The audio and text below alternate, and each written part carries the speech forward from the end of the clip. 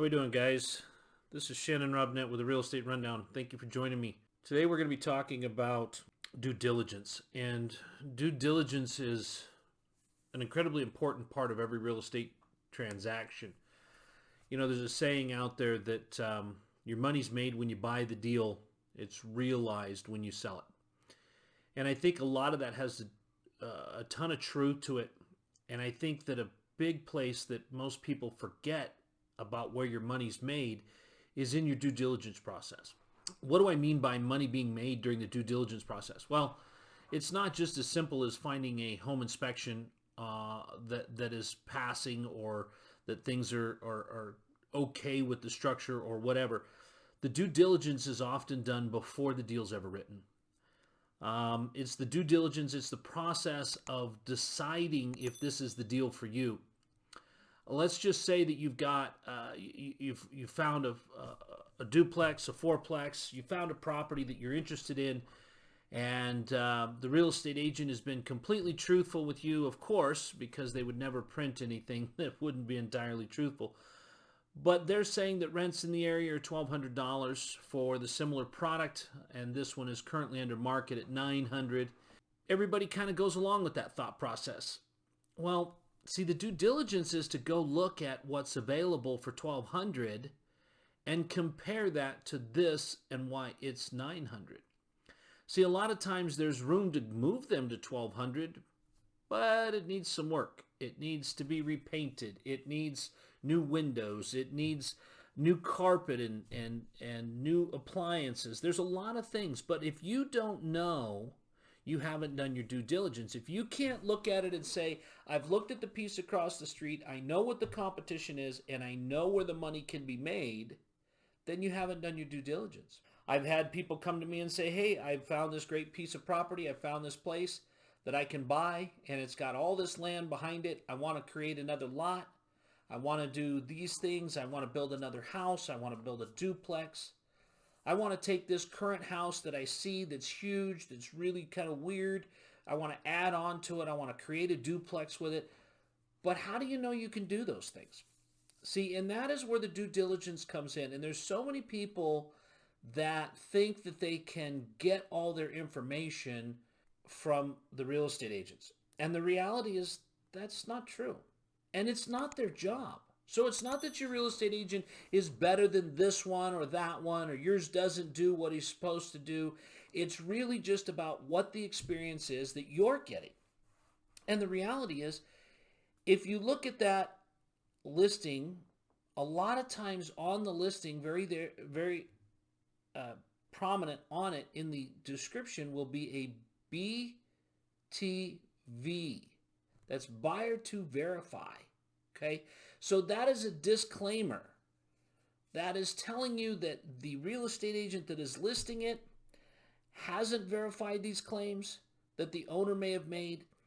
The property disclosure that's given to you is not ever supposed to be filled out by the real estate agent, the selling agent. It's supposed to be filled out by the owner by their own hand.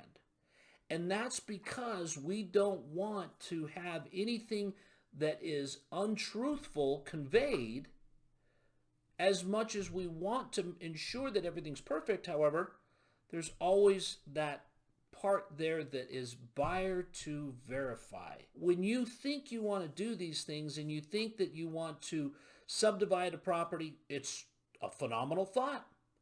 It's always great to do that. It's always excellent to put that in your contract. So that if you go down to the city and let's just say you find this piece of property, it's a fantastic piece of property, you get it tied up, everybody's happy, your contract's written that you are going to buy it for the agreed upon price, but you need to do some due diligence. And in your due diligence period, you want to state what you're going to do. So if you're going to go to the city or the county, and you're going to get whatever taken care of that's going to allow this to be a duplex or allow this lot to split or all those things, I would make sure that you specify that in your due diligence. See, when I write a contract, I make sure that there is room for me to get what I want. I found that in the game of real estate, there are two things that are done very well, and that is negotiating the price or negotiating the terms. But rarely do those two get mixed and someone gets the best price along with the best terms. And so you have to identify going in, what are you looking for? Are you looking for the best price? Okay, well, if they're wanting this, if they're wanting 100,000 and you're coming in at 78,000, why would they take your offer? Well, it's because it's all cash. Here's a certified letter that says, I have certified funds and I can close on Friday and today's Wednesday. That's a great offer. Or it might be that I see you want $100,000. I'm willing to pay you $100,000, but I've got to verify that this piece of property, this excess land, can be split off. And so that's your due diligence. And what I recommend that everybody do is you look at it. If you've got a financing contingency, you state that.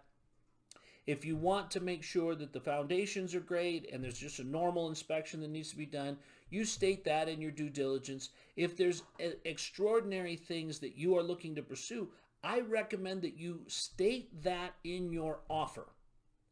And you give yourself a limited time to do that so that it's not open-ended, because the seller's not going to want that. But you're going to then have a limited amount of time to verify what you've found, to make sure the next steps are there, and then make sure that you can get them. So a lot of times a lot split is a little bit longer process and most people don't want to deal with it, but going down and having a meeting with the city and verifying that yes, it's just a formality, there's not a lot of public hearing involved, there's no public testimony, there is public testimony, so you kind of know what you're up against. And so then you've taken the information that's been provided for you, you've verified it, and you've done your due diligence. But I guarantee you, the minute you don't do your due diligence, it will bite you, and it will cost you more in the deal, and it will take away from your deal, and it will leave you with less than what you thought for your profits and your proceeds. Nobody ever comes out of it. Very rarely does someone come out of it and go, you know, I didn't do my proper due diligence, and just by luck, I happen to wind up with a piece of property that I could split 10 ways and make a bunch more money. That doesn't happen. So guys, make sure that you do your due diligence. Make sure that you write it up with your due diligence items specifically spelled out how you're wanting to do what you're wanting to do. So guys, this is Shannon Robnett. Thank you for tuning into the Real Estate Rundown. Follow me on Instagram. Follow me on Twitter, Facebook. Let's get together. Let's do some of these. Let's walk through some of these procedures that we talk about here on the Real Estate Rundown. I'd love to talk to you further. Talk to you later.